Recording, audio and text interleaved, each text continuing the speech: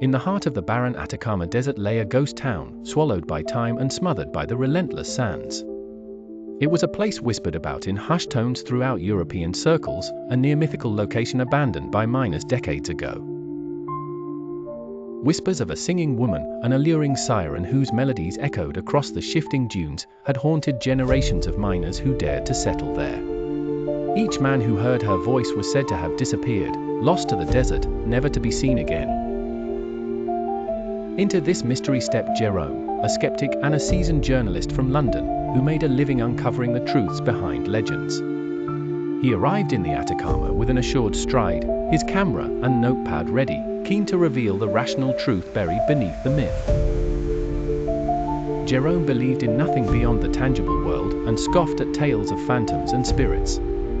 As Jerome set up his base in the old tavern, sand abraded each window pane like an eerie reminder of the town's grim past.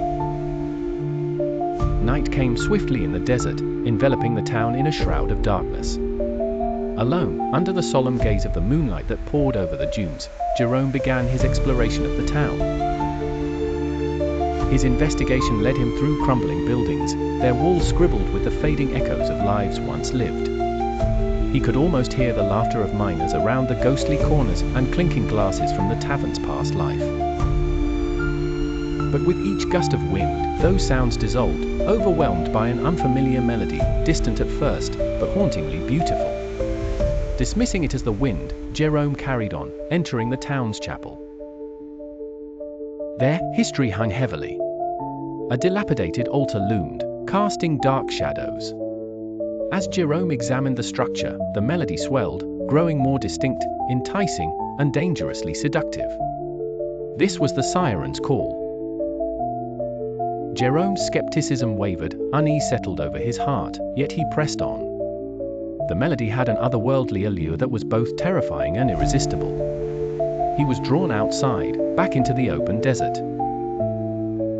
The song seemed to rise directly from the sands themselves.